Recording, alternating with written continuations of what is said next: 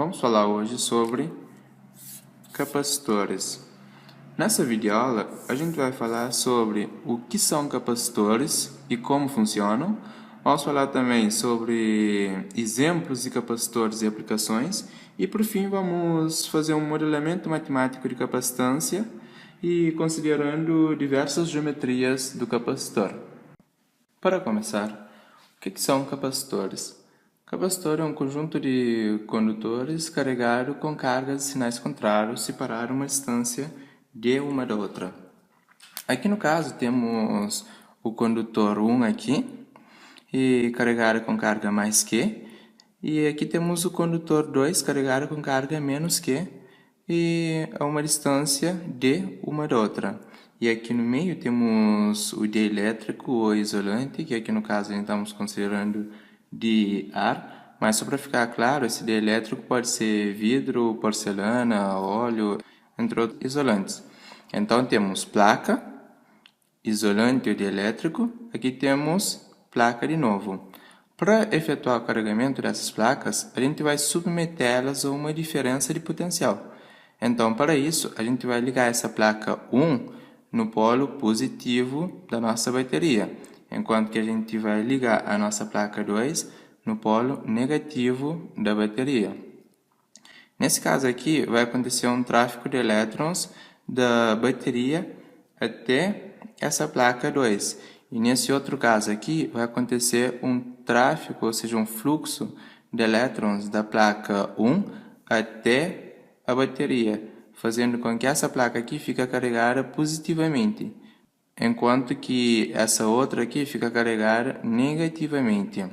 E esse fluxo aqui, esse fluxo de elétrons aqui para cá e daqui para cá, continua até que a diferença de potencial entre essas placas seja igual à diferença de potencial da nossa fonte. Logo em seguida que isso aconteça, a gente pode desligar as nossas placas aqui da bateria, que a gente vai ter uma diferença de potencial aqui entre as placas igual à da fonte e também com a mesma polaridade. Com isso, a gente vai ter aqui prótons e aqui a gente vai ter elétrons. Devido à atração e orientação das cargas, vamos ter um campo elétrico aqui entre essas placas. A partir desse campo elétrico, a gente vai ter um armazenamento de energia, ou seja, o capacitor não é nada mais, nada menos do que um dispositivo que armazena cargas elétricas a partir do campo elétrico, ou seja, ela armazena energia elétrica, também podemos dizer, a partir de um campo elétrico, como mostrado aqui no caso. Podemos observar também que se aplicarmos um potencial V1 nas placas, elas vão ficar carregadas com carga Q1. Se aplicarmos o potencial V2, elas vão ficar carregadas com carga V2. Aplicar um potencial V3, elas vão ficar carregadas com cargas Q3. Isso nos leva à conclusão de que a razão entre a carga potencial Q1 é igual à razão entre a carga 2 e o potencial V2, que é igual à razão da carga 3 pelo potencial V3. E tudo isso é igual à constante. Essa constante aqui a gente chama de capacitância. O que é capacitância, antes de mais nada? Capacitância é a capacidade do nosso capacitor de armazenar cargas num campo elétrico.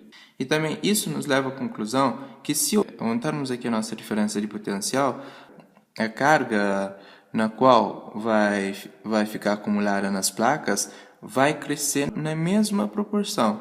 Ou seja, aumentando o potencial implica num aumento da carga com a mesma proporção.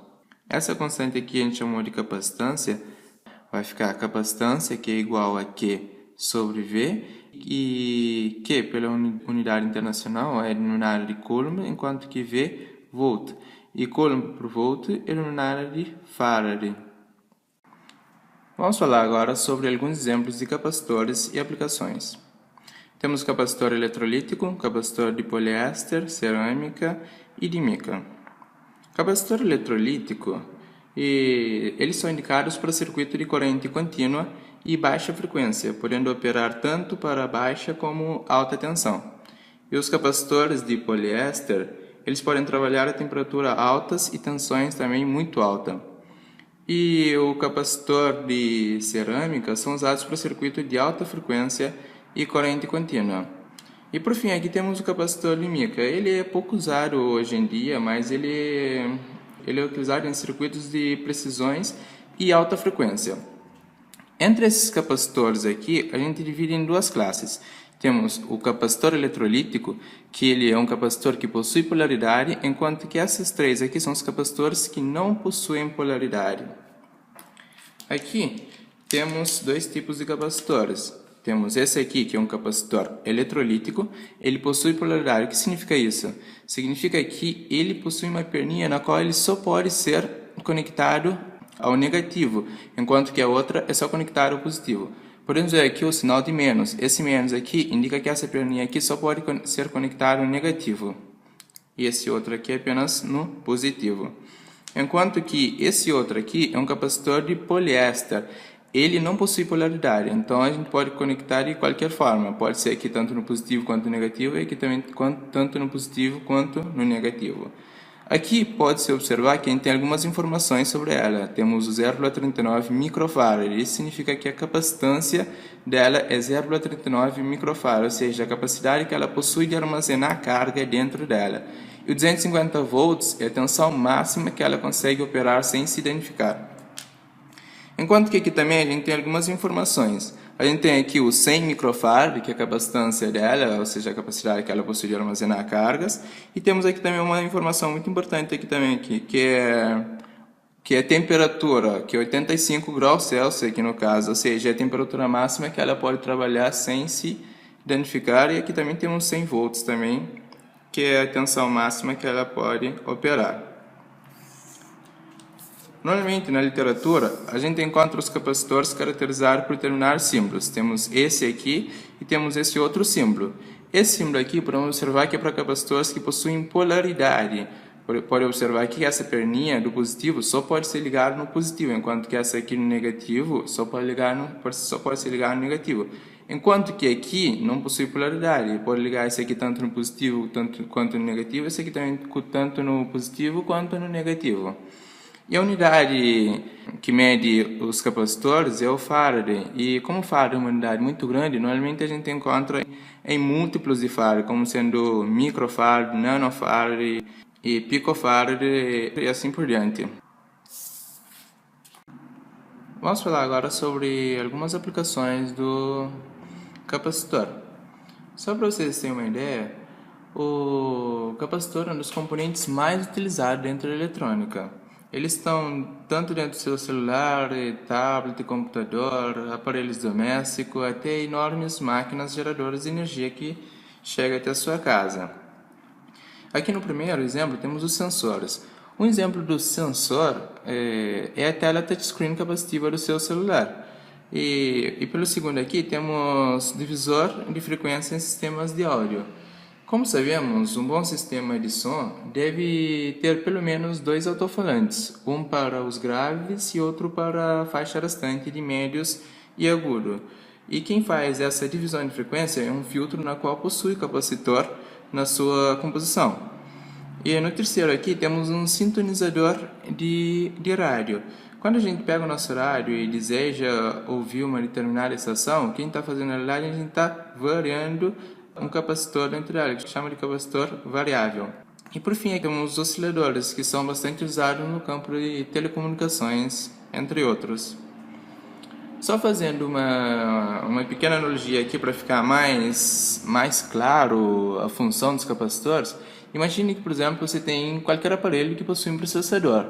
E esse processador está tendo um baixo consumo de energia. E do nada ela começa a consumir e a operar na frequência máxima. Nesse caso, a gente tem um aumento imediato de consumo, que demora frações de segundo para ser compensado. Durante esse período, são os capacitores que fornecem a maior parte da energia, utilizando a carga na qual ele armazenou.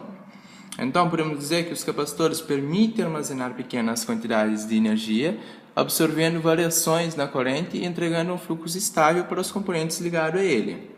Uma pequena analogia aqui no caso, você pode imaginar o capacitor como sendo pequenas represas que armazenam excesso de água na época da chuva e entregando água armazenada durante as secas.